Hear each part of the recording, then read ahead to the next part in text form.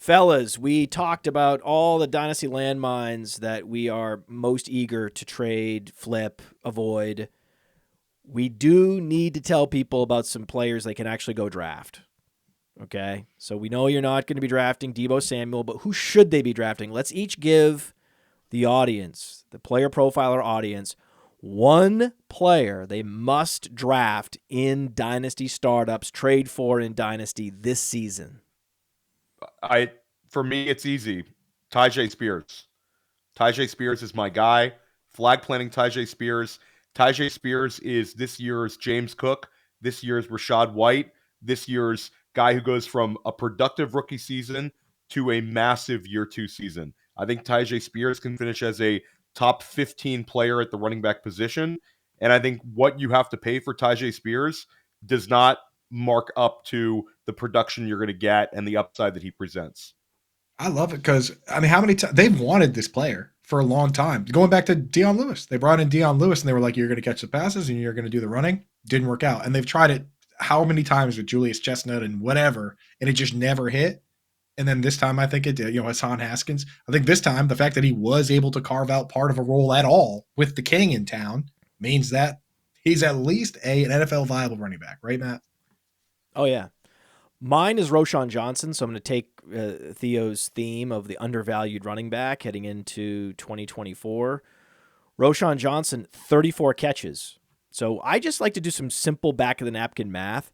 A guy that's going to be 220 pounds, and he's going to give you an incredible target share, an incredible route participation rate. So we have advanced receiving stats on playerprofiler.com. And his catch rate, 85%, was number 6. Right, his target share of 9.5% was top 30. Routes run, top 30 for a part-time player, a guy that missed multiple games with a severe concussion and was shuttled in and out of the lineup for Dante Foreman, who's going to be gone, and Khalil Herbert, who he straight up outplayed. So game in, game out, he was more efficient, and he was certainly commanding more targets out of the backfield. And also, he has the trust of the coaches in the red zone. He doesn't turn the ball over. So this is the perfect player with a 99.5 speed scores, 65th percentile. He has the requisite athleticism. He's like a more athletic version of Josh Jacobs. Coming into this year, he has the size and now the experience and the receiving skills to be the under-the-radar, best value, all-purpose back that you can get in fantasy. Yeah, for me, I'm going to give people one that we rarely do, which is a buy high.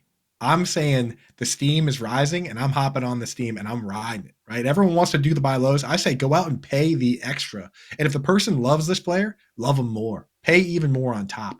Rashee Rice, for me, is a guy that people love right now. And I am very much in because you watch what he did this year. And he didn't even use his best skill, a skill that takes a little time to develop with the quarterback and get on the same page, the contested catch ability. This guy has incredible hands. He led all rookies in that class in contested catches coming in. But this year, he didn't have a lot of contested catch opportunities because Mahomes wasn't really just willing to chuck it up to him until down the stretch here.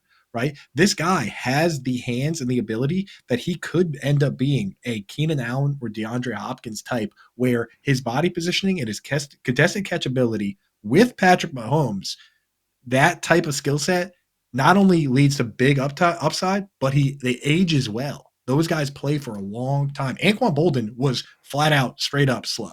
He ran like a 4.7. He played forever because he had great hands and he had body positioning. I think Rashee Rice is a guy that I want as many pieces of, and I will pay the premium to get him. He's incredible. He's incredible. Imagine Terrace Marshall, but good. Like, what if Terrace Marshall was good? That's Rashee Rice. 10-21, 86th percentile catch radius on playerprofiler.com, and the burst score in the 95th percentile. So he can get up and get it. He just didn't have many opportunities. He only had 8 contested targets this year.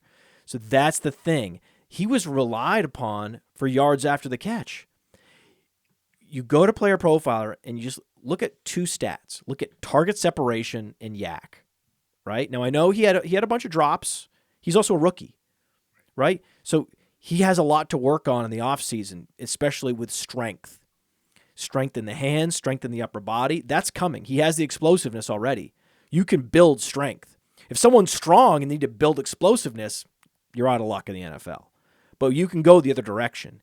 He's top 3 in target separation and top 3 in yak. So he was getting separation before the target and then separation after the target arrives. So that means smooth transition from catching into a secure ball position. That is hard to teach, and he's only going to get better in these other areas.